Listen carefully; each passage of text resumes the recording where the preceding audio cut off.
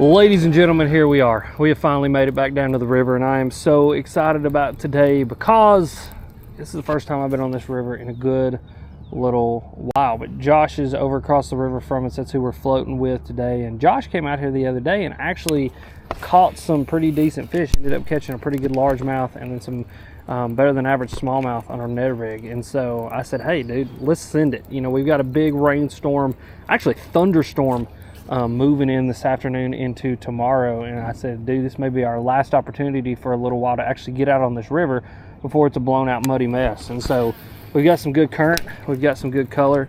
Josh has already caught a couple good fish out here the other day, and so we're going to see what we can get done. And I mean, the most fascinating part about this to me is the fact that this river is literally 4 to 5 degrees warmer than most of the lakes around here right now. Our lakes are just holding on to cold water so bad, and I don't really know why.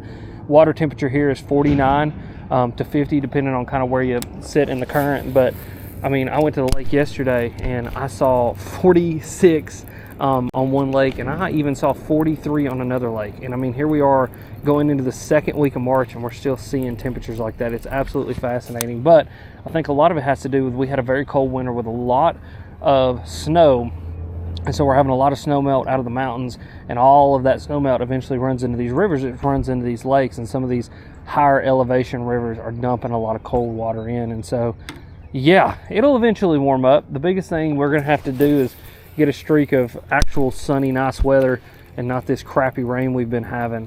But as soon as that happens and those water temperatures start peaking up into the 50s, the mid 50s, and then eventually the 60s, we're gonna see some action. But yeah, we're starting out with slobber knocker today. We're gonna see what we can get done. I'm glad you guys clicked on this video. I'm excited that you're here, and without further ado, let's send it. There he is. What you got there, bud? What you got there, bud?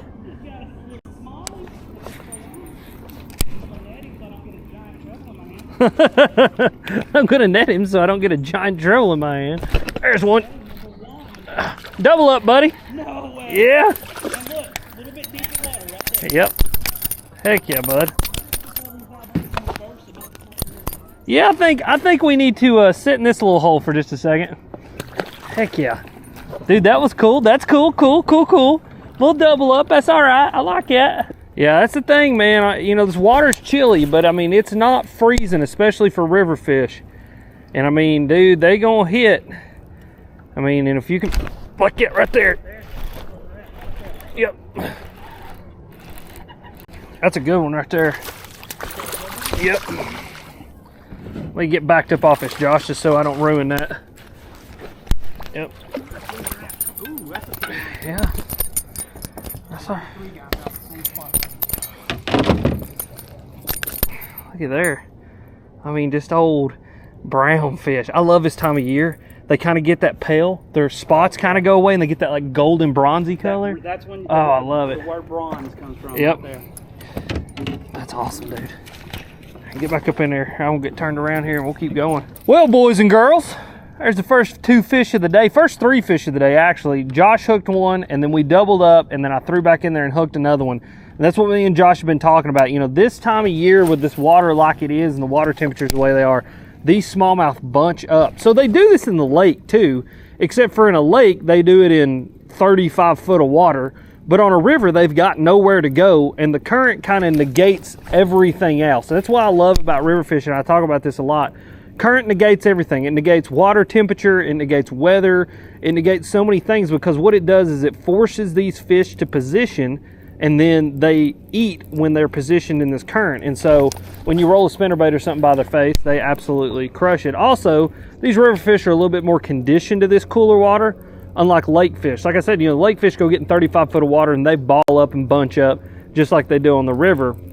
Except for here on the river, you can catch them in 2.5 foot of water versus 35 foot of water. You can catch them on things like spinnerbaits instead of Demiki rigs. But yeah, so that's the plan today. Me and Josh have just kind of been talking about it. You know, every time we get a bite, we need to slow way down. We need to pick that place apart, because just like you guys saw, doubled up, and then I was able to throw back in there and actually catch a little bit bigger fish than both me and Josh caught. And so yeah, they're schooling. It's winter time. Well, late winter, early spring smallmouth fishing, and it is maybe the greatest thing ever to exist. Josh, would you agree?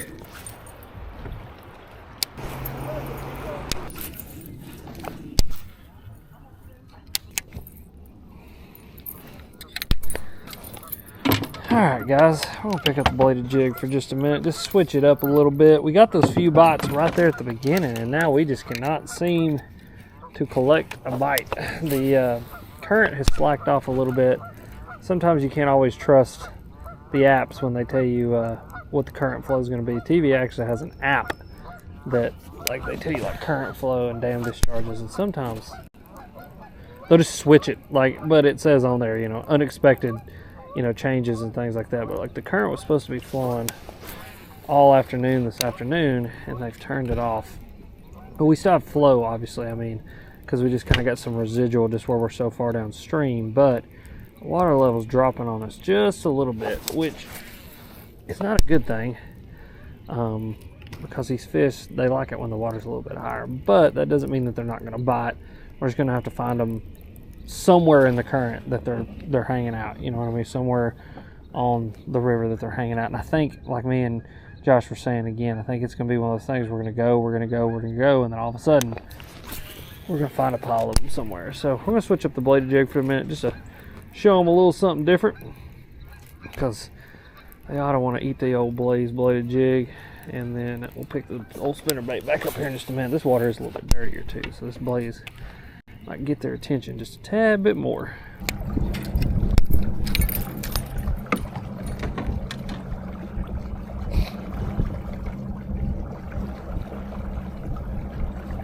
Hell yeah, brother.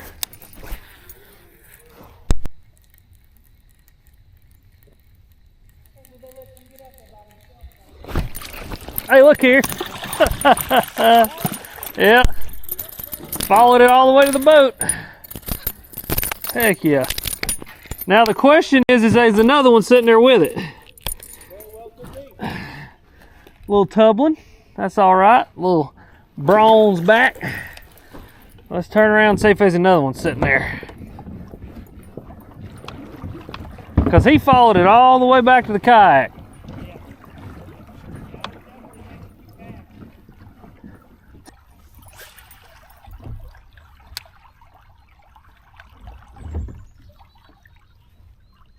Oh, hell, of course I get hung up.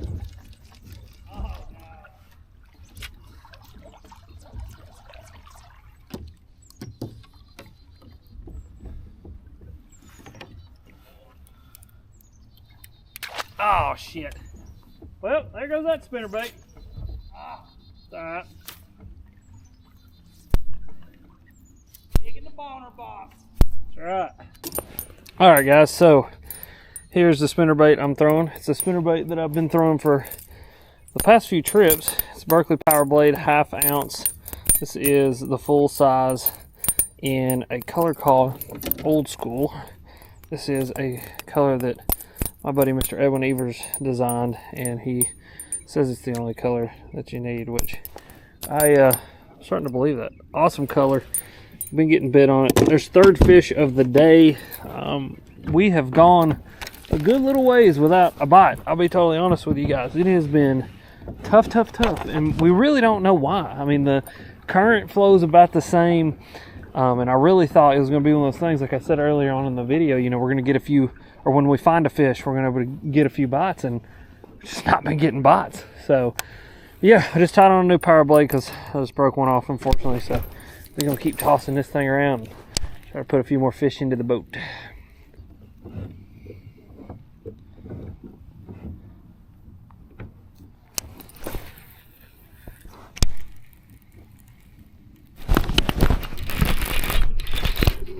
Hey Josh, there's a big one, bud. Yep.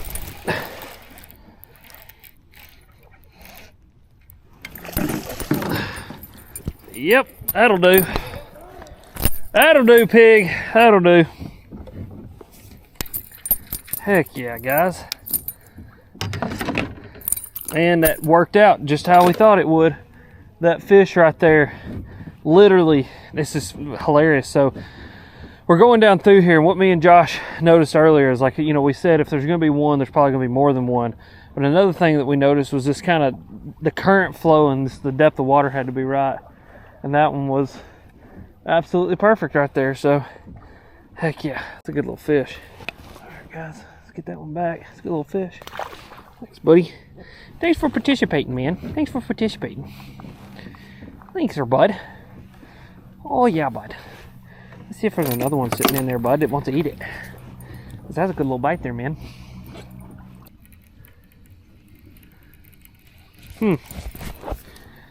That's interesting. Interesting that they're not... These seem to be more individualistic fish, which is just interesting. The water depth's right, but these ones ain't schooled together. Well, hell. I'll tell you there, bud. Good bite though.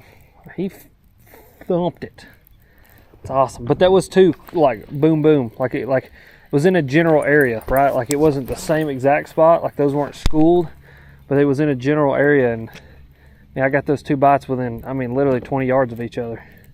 And see, and now we're rolling up on some shallow stuff here.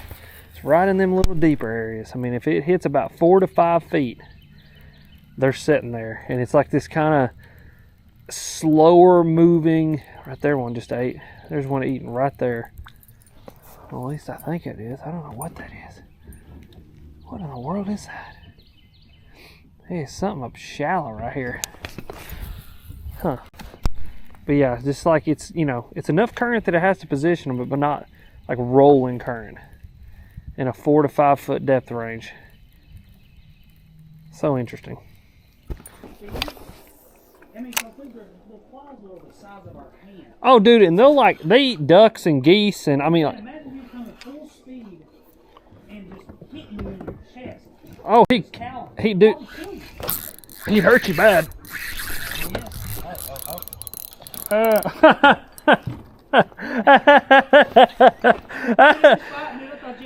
mean, dude, the way he ate it and the way he was in that current, I thought,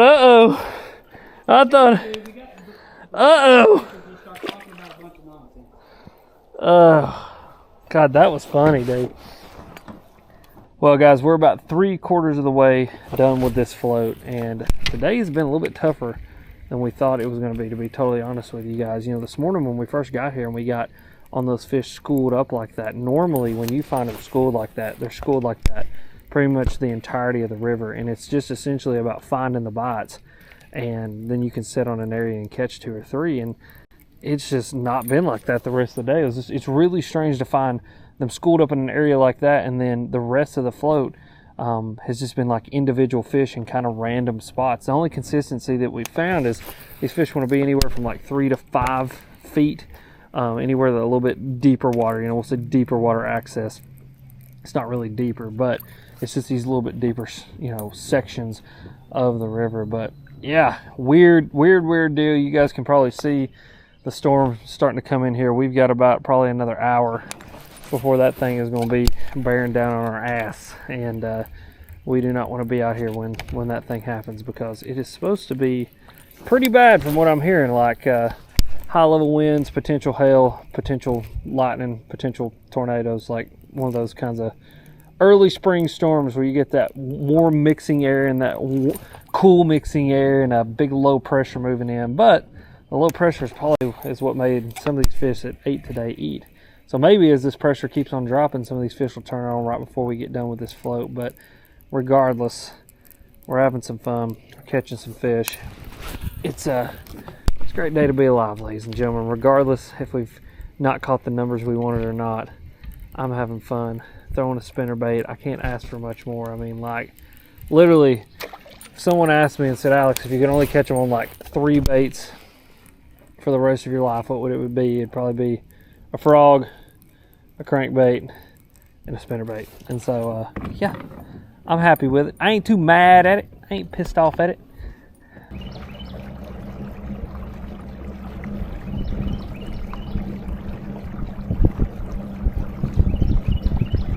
Boys and girls, It's been a little bit slow today, but it's all right. We've got a storm bearing down on us now, and that is not going to be fun. It's not just like rain either. It's like thunder, lightning, hail, tornadoes. The first kind of real storm of the spring. It's bringing in a bunch of cold air, and it's mixing with this warm air that's been here. And yeah, me and Josh are kind of watching this thing roll in and roll in. The wind keeps picking up, but we're buzzing down through here right now. I got the Newport, a crank, and I absolutely love that. I mean, every single time I get in this kayak, there's two things that I think about it. Number one, Dugout killed it on the rigging, and then number two, the Newport is absolutely the greatest thing. I don't know how I lived without a motor. I also don't know how I lived without foot steering, because that's how I'm steering, is literally with my feet. So yeah, we're gonna stay after it though. We got a few more key places to hit real quick, a little bit deeper stuff. We're gonna fish with the Ned rig, and then get down here and fish some more current stuff with the spinnerbait and stuff, and see if we can put some more fish into the kayak. I've got 5 today. We're gonna say 4 because one of them was so tiny, but I thought he was giant.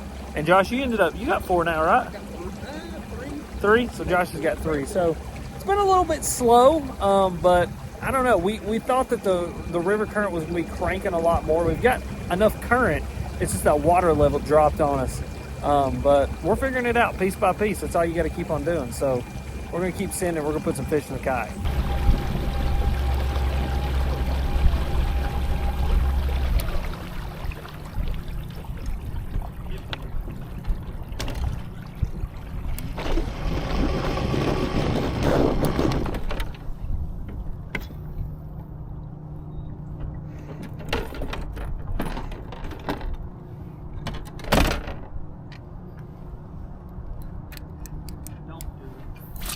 You said don't do it.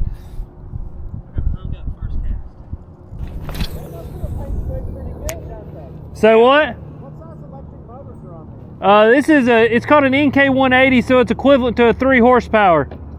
Yeah. Thank you. Hey, thank you, buddy. Have a good day.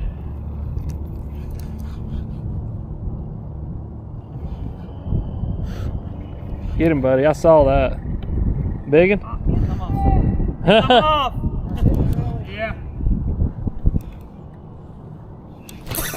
That one didn't. I told you the right way, bud. Yep. About finding that. I told you that's why I said adjust the gas. That's what I meant. That's a good one.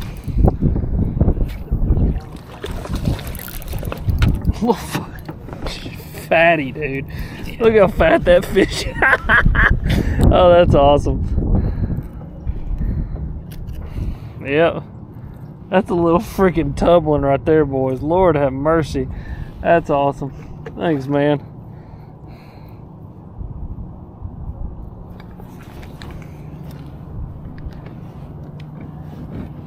Well, guys, we slowed down right here for just a second. Little spot that Josh knows about. I picked up this little dude. This is a cool little bait. It's a Savage Gear.